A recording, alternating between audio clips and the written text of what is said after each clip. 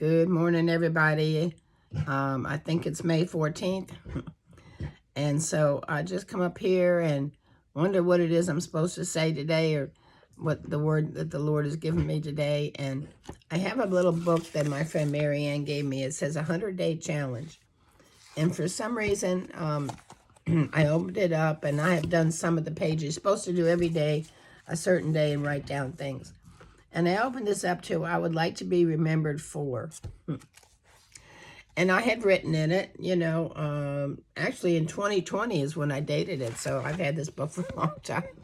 And it needs to be filled in some more. But anyway, but I thought about, I have a friend, his name is Walter, and I've known him for years from being in the First Baptist Church Singles Group. And so I read his emails. He's got good thoughts and stuff.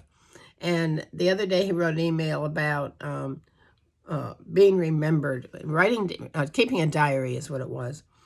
And, and write down things. And I have been writing down things for years, and they're in old computers that probably could never be, brought up again. I got poems and thoughts, and, I've got journals and writings just all over the house. Like I said before that, the kids are going to have a big burn pile,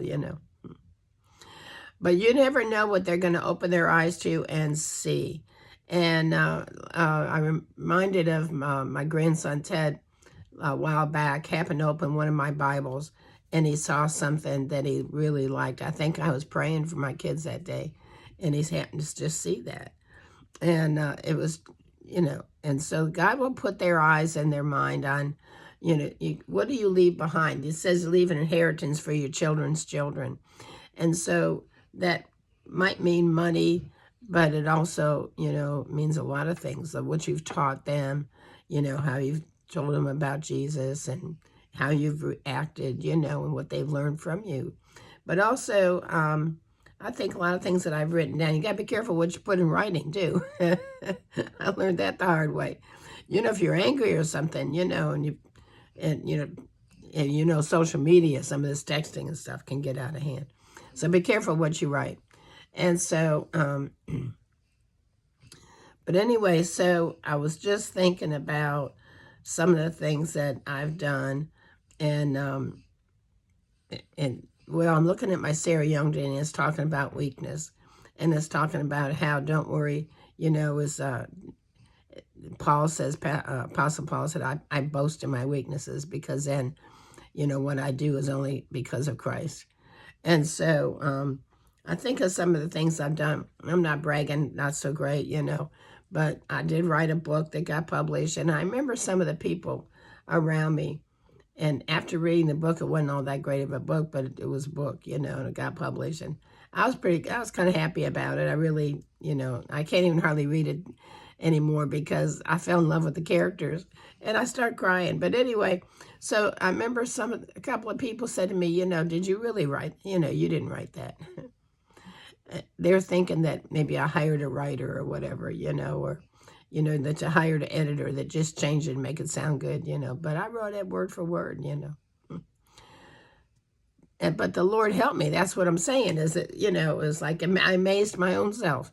I was just shocked, because I'd be typing away and I would even laugh at what I was typing, because I knew it was the Lord that was working through me, And so, but people looked at me like, but it was a proof that I didn't, because I couldn't have done it, And so some of the things that you do, that's why you don't worry about your weaknesses, because when people see you as being weak and you're doing things that, they think are impossible for you to do, that you couldn't have done, then they can't dispute the fact that that was God doing it, And so, and even like holding your temper, little things, like they see you going through hard times and they see how you've been calm and still worshiping the Lord and still not being angry, and that's a sign of, that's God, only God, right?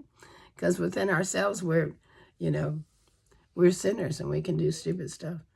And so, so be careful not only what you do, but also the words. I had to say this to somebody yesterday, is be careful what you say. And I'm talking to myself too, because we can say things out loud that are damaging, you know. And even if we say bad words and whatever, because they're in the air, that you can't unsay something. You can unwrite, you know, throw away something, whatever, you know. But, and so, what's so bad about this texting is once you text, you can't untext.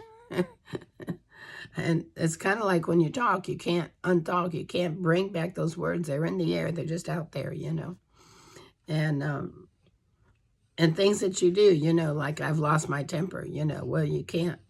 If somebody saw me doing that, I can't undo it. I can apologize, but you can't, you know, let them unsee that, you know. So just be careful, but also know that I'm reading from my Sarah Young. It says, if you, this is pretty good. That's why I'm passing it on. If you if you keep trying to carry out your intentions while I'm leading you in another direction, you defy your desires. Think about that. If you're doing something, if the desires in your heart are of God, and you're out there doing something different, and so you wonder why people are so unhappy and they're stressed or whatever, you know.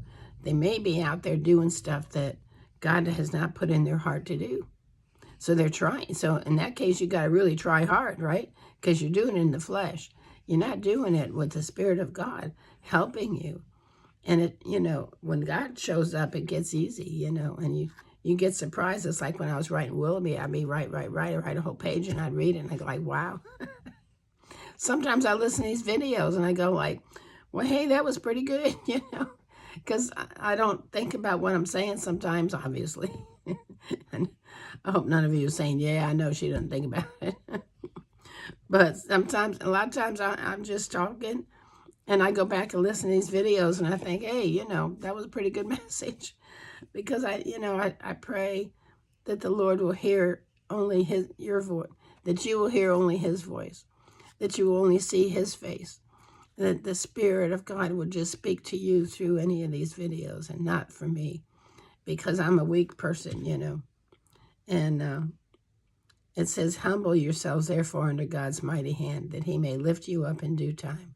Cast all your anxiety on him because he cares for you. 1 Peter 5, 6, and 7. So don't worry. Just keep on keeping on, you know. And let God do the work for you, because you know what? I love you guys, but Jesus loves you so much more. And I'm going to leave you with Psalm 122, 6. It says, pray for the peace of Israel. I love you guys. See you later. Bye.